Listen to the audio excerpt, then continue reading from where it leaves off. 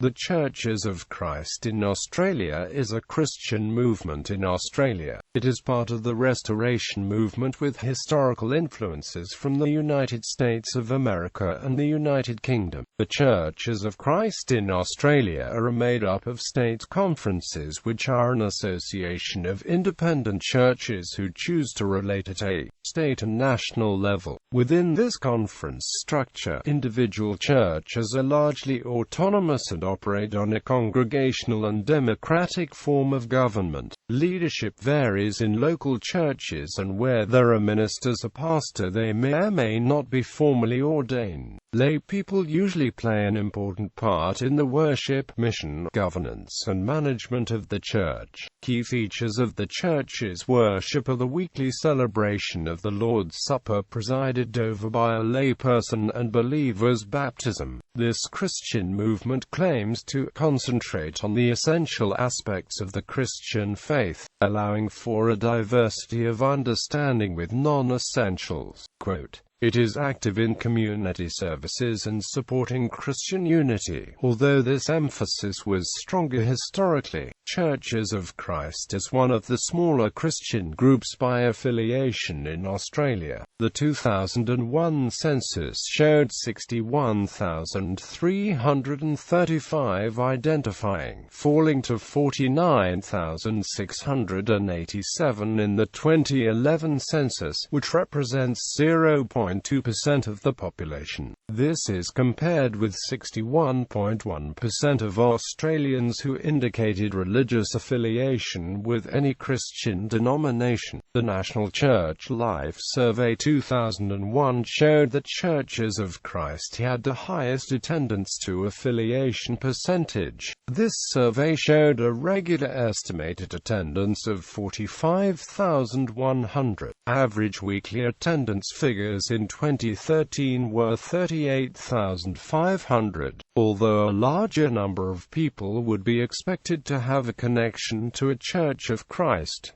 Worship and devotion. Key features of the weekly celebration of the Lord's Supper presided over by a layperson and a commitment to believers' baptism. Ministry and mission. The Church is active in community services and the ecumenical movement. National cooperative ministries include Global Mission Partners, Stirling Theological College, Indigenous Ministries Australia, the Defence Force Chaplains Committee, and Youth Vision Australia.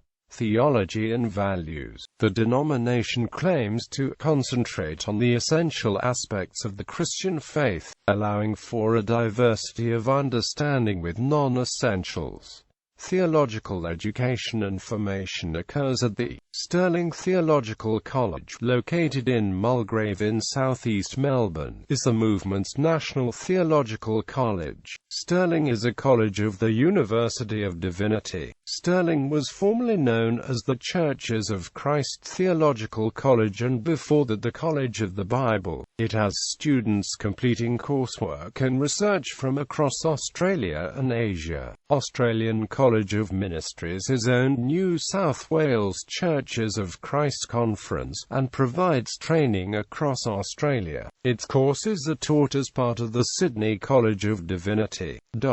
Ordination, which is bestowed by the state conferences, is open to both men and women. History and heritage. It is part of the Restoration movement with historical influences from the United States of America and the United Kingdom, dating from the early 19th century. The Churches of Christ in Australia are more similar to the Christian Church in the United States. Queensland. A small group met in Albion, Brisbane in 1871. However, it was not until the 1st of August 1882 that C. M. Fisher and T. Garrity established the first Church of Christ in Queensland at the Zillman Waterholes. The Ann Street Church of Christ was established in 1883 and moved into its present building in Brisbane's central business district in 1898. South Australia in March 1839. Robert Laurie, Margaret Maylie, Archibald and Amp Marion Greenshields and daughter Jane aged 2, Thomas Neal and family, all of Kilmarnock and Newmilns, applied the same day with the same agent for free passage to South Australia, departing from London on the ship Recovery May 21, 1839 and arriving September 17, 1839. In 1836, John Laurie, older brother to the above-mentioned Lauries, had joined the Kilmarnock Scotch Baptist Church, believing it to be the true church. But by 1837 John had become so influenced by the writings of Alexander Campbell that he commenced disciples' meetings at Newmilns. All the above had been influenced by the Restoration movement, the Lauries and the Greenshields accepting its biblical teaching. The coming to South Australia was due to Andrew Warnock of Paisley. Warnock was a manufacturer, but like other businessmen in Glasgow, he was keen to invest in the new free colony of South Australia. Property was purchased for his son John, but as he did not know anything about farming, James Laurie and William Wilson were employed to establish it. They arrived in S.A. on the ship Ariadne August 13, 1839.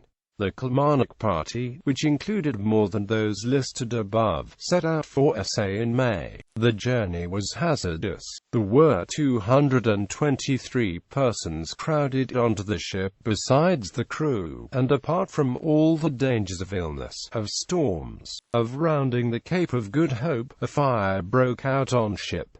Finally they arrived and were given or attained positions in the colony. Thomas Neal had been in business as a grocer in Kilmarnock, and before that he had been a farm servant. It was intended that he should work on the Warnock property, but on arrival it was discovered that the dry climate required many more acres to support a family than it did in Scotland. Fortunately for him, he was immediately given a job as storekeeper with the South Australian Company by the manager, his old friend David McLaren. Neal had relations in Glasgow, Paisley and Kilmarnock. The Neals attended the Hindley Street Scotch Baptist Church, where McLaren was the unofficial pastor, and later Thomas, his wife, and Agnes, the daughter, were listed as members in 1844 when the Scotch Baptists were meeting in Morford Street. Upon their arrival, James Laurie went immediately south to Merton Farm at Noarlunga, land that joins the Onkaparinga River. He was later joined by his brother Robert.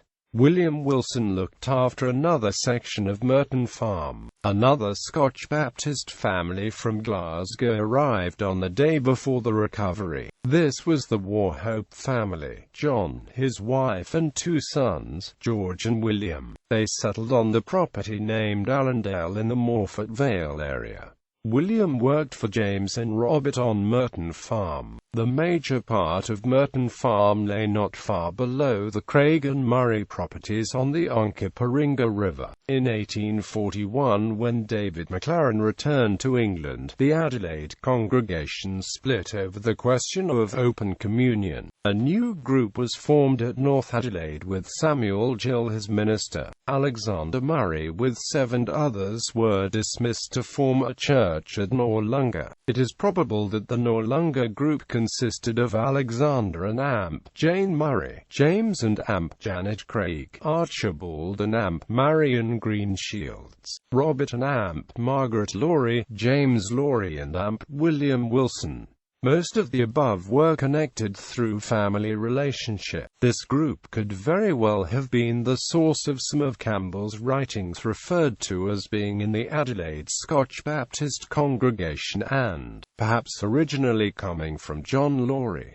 At the end of 1841, John Warnock arrived from Glasgow, Scotland, to take over Merton Farm. The Laurie brothers worked for Warnock for a time while he settled into the management of the farm, then moved out. James Craig and Alexander Murray, Scotch Baptists from Glasgow, arrived in the ship India, February 25, 1840. They moved on to properties south of Adelaide. In October 1840, Craig bought a second section not far from his home property and made arrangements for Archibald Greenshields to manage it. In mid-1842, James Craig, caught in the financial crisis, was forced to sell the property that was managed by Greenshields. Greenshields became a labourer. Alexander Murray was able to survive for a time by accepting Robert Laurie into joint occupancy of his property. Although the financial crisis of the colony had changed the fortunes of this little group, they managed for a time to remain in close proximity with each other. It is likely that the little southern congregation existed up until 1845, when Murray left for England and the Lauries shifted to Lonunga in the Myponga Hills. It wasn't long after this that John Laurie became concerned about the brethren scattered over the wild prairie. Quote, "It was then that Laurie persuaded his fellow elder, John Odd, to come to SA to take charge of the little flock in the south. John Odd and John Watson arrived in SA on the ship Lady Macnaghten, October 16,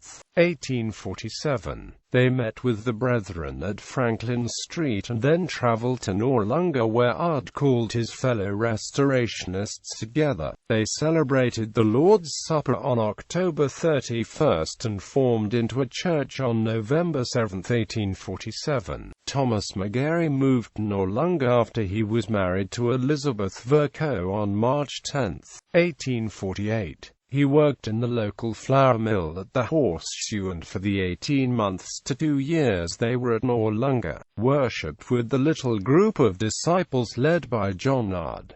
Others in the congregation were Watsons, Browns, Greenshields, Robert Lauries and Scotts. At the beginning of 1850, 2 years later, the Magarys returned to Hindmarsh, where Thomas wrote glowingly of the time spent with John Odd and the church at McLaren Vale. Alexander Laurie came to live in the Myponga Hills in 1851. He married Jane Watson, daughter of John Watson. John Laurie arrived in the Myponga Hills November 1853.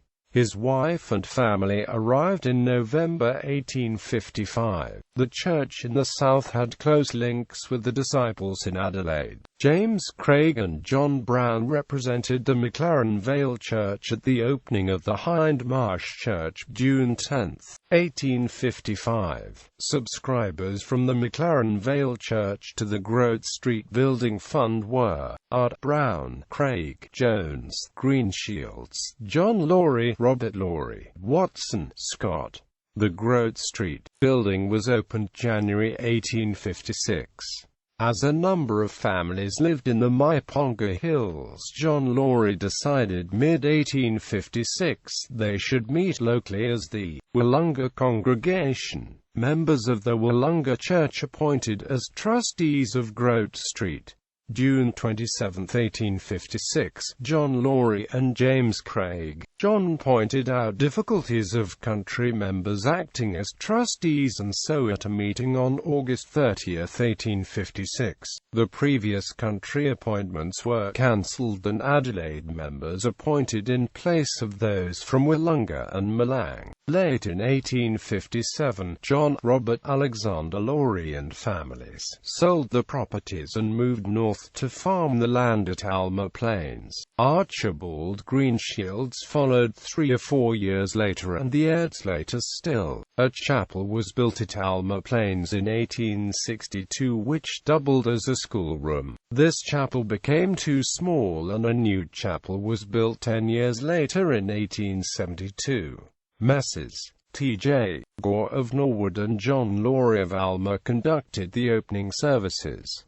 The audiences were large. On Monday between 300 and 400 persons had tea, and Mr. Laurie afterwards presided over a meeting which was addressed by Messrs. Kidner, Colborne, Woolcock and Gore. It is estimated that over 500 people were present, and LT and GT structure The state conferences are Victoria and Tasmania, New South Wales, South Australia and the Northern Territory, Queensland, Western Australia, and the Australian Capital Territory. The Churches of Christ Provident Fund was established to support paid ministers. Most of its role has been handed over to the non-denominational Christian Super Fund. Affiliations: MCD University of Divinity, National Council of Churches in Australia, Sydney College of Divinity, World Convention of Churches of Christ. Other groups called Churches of Christ. In Australia there are at least 4 distinct groups known as Churches of Christ. As well as this organization, there are also the Independent Christian Churches, Churches of Christ, the International Churches of Christ, and the Non-Denominational Churches of Christ.